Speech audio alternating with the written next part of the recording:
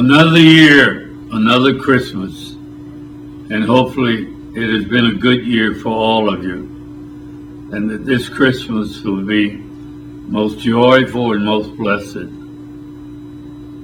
I'd like to share a few words in the hopes that maybe what I say might make it a better Christmas for maybe some of you who maybe need to be reconciled with members of your family or with your friends or with the Lord, with your church.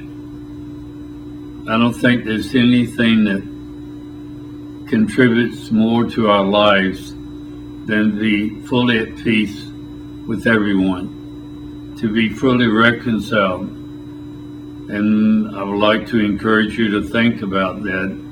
Those of you that maybe been alienated from your families. I'm aware that unfortunately in this past presidential election, families had tremendous problems with maybe voting for one and against the other.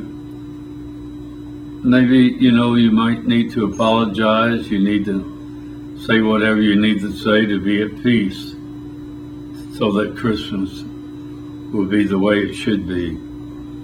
Fully reconciled with everything.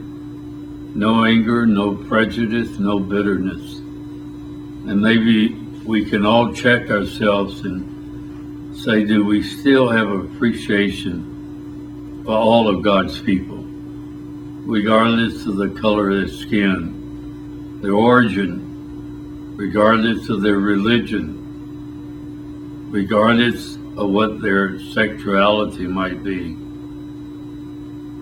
When you turn people away and reject them, you might be rejecting one of the best friendships that you can have. I've been very fortunate. I've come to know all those kind of different people. They add joy to my life. They bring additional wisdom.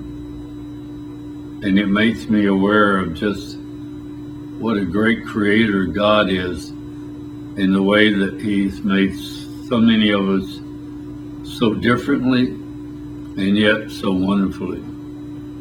And so, as I say, I encourage you, if you in that category of not speaking to relative friends, pray hard, pray greatly that whatever efforts you make will certainly bring about that reconciliation. I hope you have a wonderful Christmas. I hope the new year will be truly one of your very best.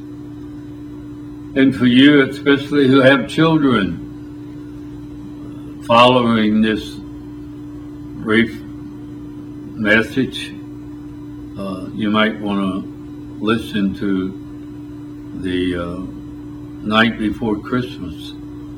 And I think if you haven't seen it, haven't heard it, I think you will find it enjoyable. Keep me in your prayers. I'm very grateful for your friendship and support. God bless you.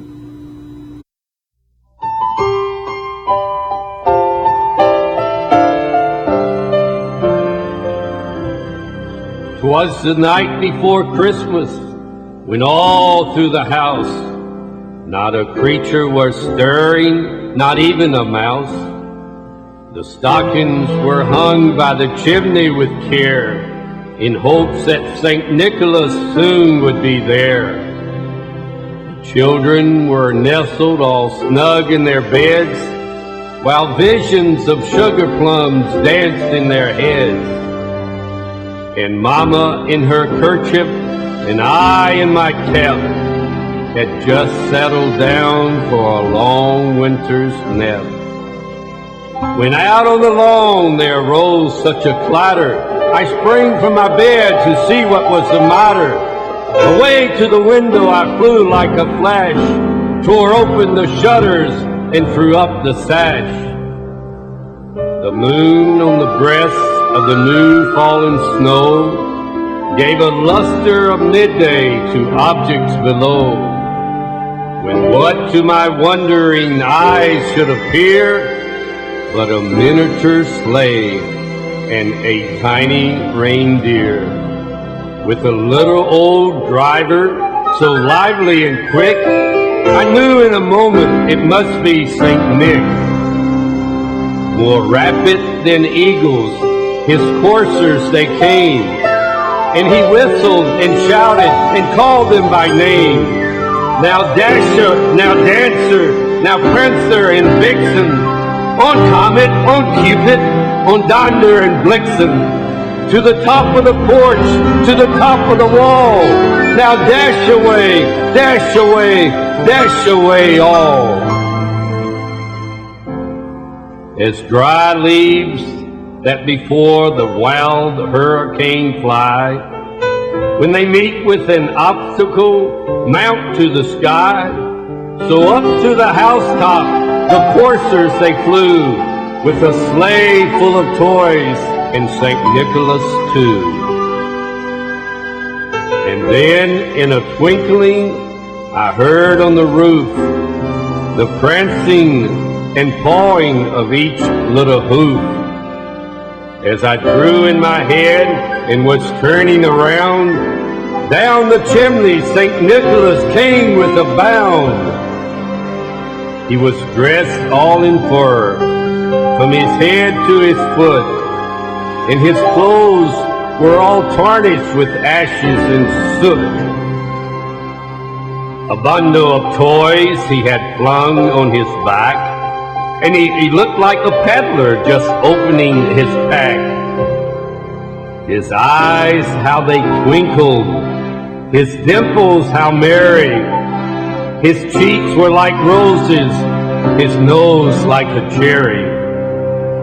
His droll little mouth was drawn up like a bow, and the beard on his chin was as white as the snow. The stump of a pipe he held tight in his teeth, and the smoke, it encircled his head like a wreath. He had a broad face and a little round belly that shook when he left like a bowl full of jelly. He was chubby and plump, a right jolly old elf, and I laughed when I saw him in spite of myself. A wink of his eye and a twist of his head soon gave me to know I had nothing to dread. He spoke not a word, but went straight to his work, and filled all the stockings, and then turned with a jerk, and laying his finger aside of his nose, and giving a nod, up the chimney he rolled. He sprang to his sleigh, to his team gave a whistle, and away they all flew like down of a thistle.